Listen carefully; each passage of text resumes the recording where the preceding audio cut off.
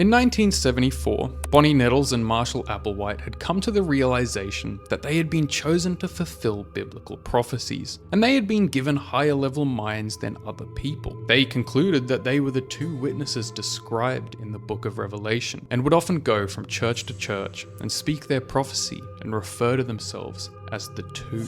In the early 90s, tech was booming. The internet was created, and being the two chosen, Bonnie and Marshall created a website to share the word of Heaven's Gate, using it to amass their followers. The website itself is nothing remarkable. It consists of nothing more than a bit of information, a storefront to purchase their teachings, and some frequently asked questions. That is until you see this tab. Last chance to advance beyond human. Shock and disbelief, and the mystery lingers in the wake of what appears to be a mass suicide in San Diego County. Hello? Yes, I need to report an anonymous tip. Who do I talk to? Today, lady and man, we are taking an extensive deep dive into the most disturbing and downright illegal websites that you should never visit.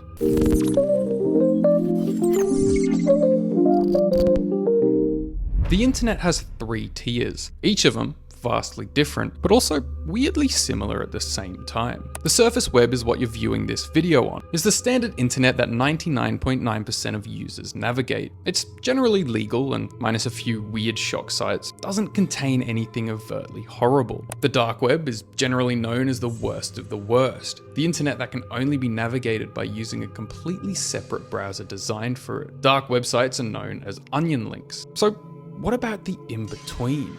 One that's darker than the surface web, but still accessible through your regular browser. This is what people classify as the deep web. Websites that exist, but won't really show up on a search engine like Google. Websites that are only accessible by typing in the URL directly. Some people claim that it's just as bad and sometimes even worse than what you'd find on the dark web. But just how bad is it? In today's video, we are going to take a little bit of an iceberg format. So we're going to start with the most tame of the bunch and slowly make our way down until we eventually hit the straight up illegal sites. But when I say tame, don't get it twisted. These websites are still f***ed up. Why.info.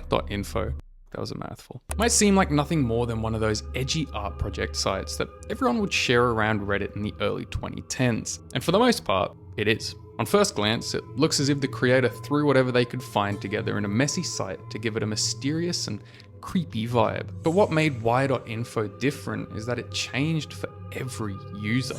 No two visits were ever the same. Most people would see nothing more than weird images and GIFs accompanied by random text and flashing lights, but some would tell stories about seeing much more disturbing content. Why.info might not be the scariest on this list, but it's definitely one of the most mysterious. It seems that the further you dig, the weirder things get. It even turns into a screamer site if you manage to get far enough. It definitely jump scared the shit out of me when I was researching this video. It's been a long time since I was scared by a screamer site, so I really wasn't expecting it.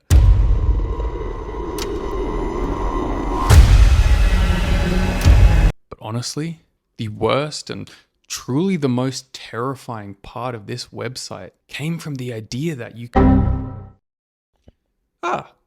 another censorship. It really seems like everything is censored at the moment. Even ChatGPT won't let me say a few things without having a tantrum. But not today's sponsor.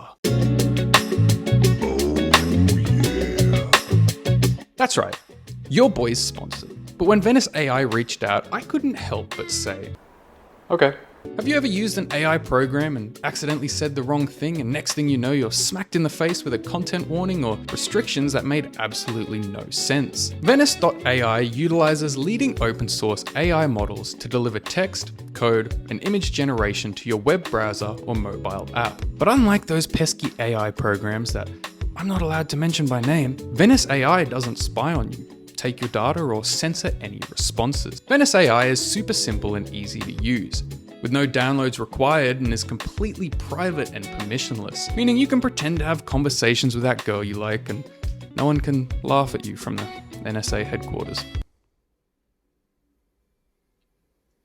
You can sign up for a pro plan that gives you access to enhanced features such as PDF uploads for summaries or insights, the ability to turn off safe mode for unhindered image generation. Modify the system prompt and prompt the model itself on the back end, changing how it interacts with you. Limitless text and high image limits. And that's not all. If you use my link venice.ai/spoonguy, you can get 20% off the pro plan and start enjoying all the AI fun that your little heart desires. That's venice.ai/spoonguy.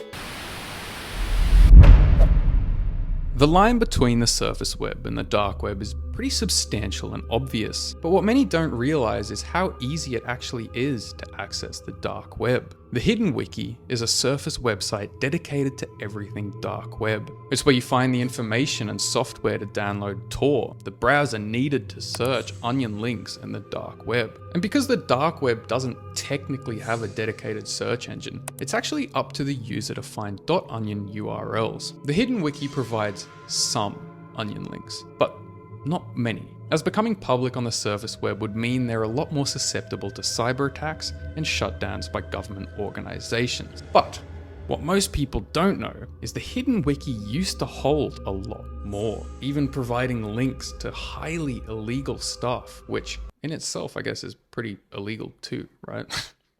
If we look at this screenshot back from 2011 and compare it to the Hidden Wiki that we have now, we can see the vast difference in not only the physical appearance, but also the number of links they have on offer. The current Hidden Wiki holds 79 links, and yes, I actually sat there and counted. Of those 79 links, 26 of them are illegal marketplaces, which sounds like a lot, but if we compare it to the 2011 version of the site, roughly 47 of the links are illegal, but only 8 of them are illegal marketplaces, meaning the rest of the links guide to exactly the kind of stuff that the dark web is associated with.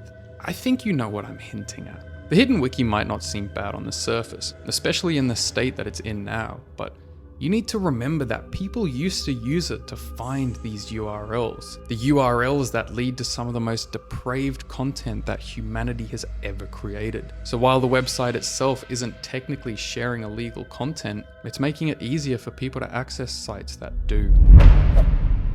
It seems pretty obvious now that the government has partaken in some pretty sketchy things. I mean, they literally practiced mind control in the Cold War with MKUltra, and we just seem to brush that off like it's nothing. However, what most people don't realize is that a lot of these official documents are free for public viewing. Anything ranging from police brutality to alien sightings to real-life government cover-ups are all readily available for you to look at. For 24 years, a man named John Greenwald has been running the Black Vault, an archive that holds more than 2 million pages, all obtained by FOIA request. Each month, the site attracts at least 300,000 unique visitors, who, together, download about 10 terabytes of documents. That's almost half of the amount of you have on your computer. Thanks to the Black Vault, I was able to catch up on some light reading on a guy whose name I'm not gonna mention, but it rhymes with Beffrey Bepstein, and by light reading, I mean delving into the 943-page document about visitors to his island. And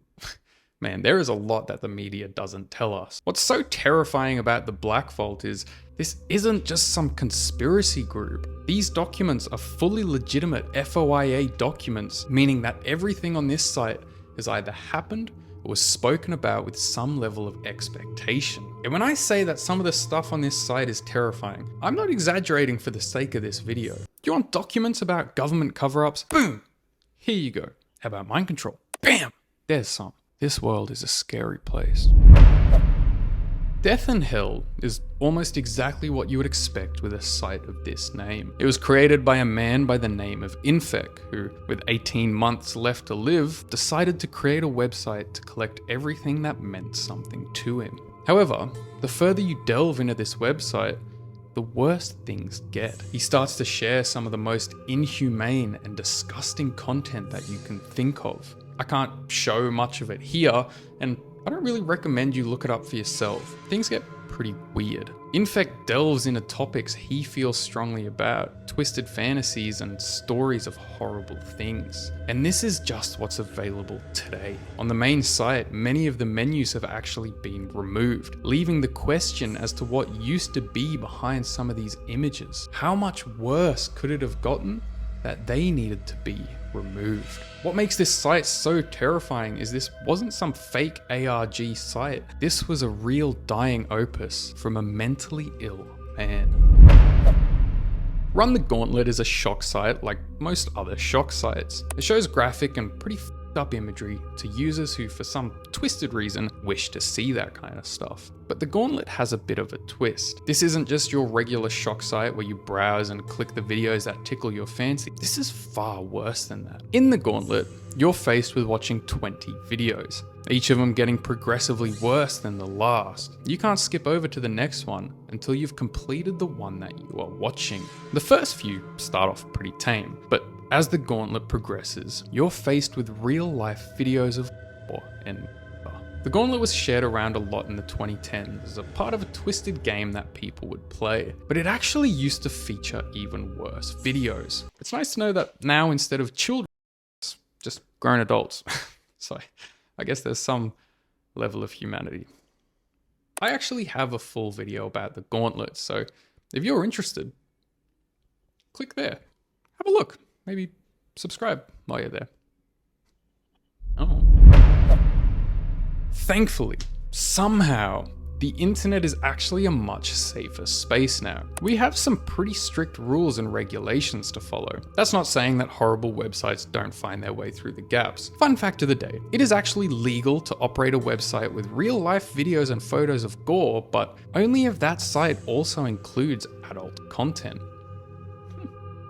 The more you know. Back in the day, and by that I mean the early 2000s and 2010s, websites were a lot less regulated and a lot more shared. The internet was still pretty fresh, so the idea of being sent a video of someone being was funny, I think.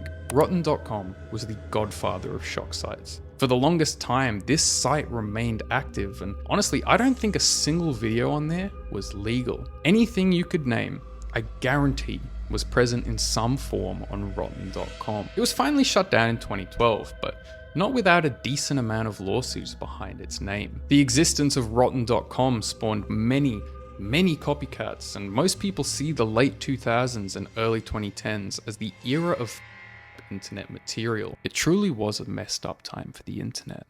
Like, share, comment, subscribe.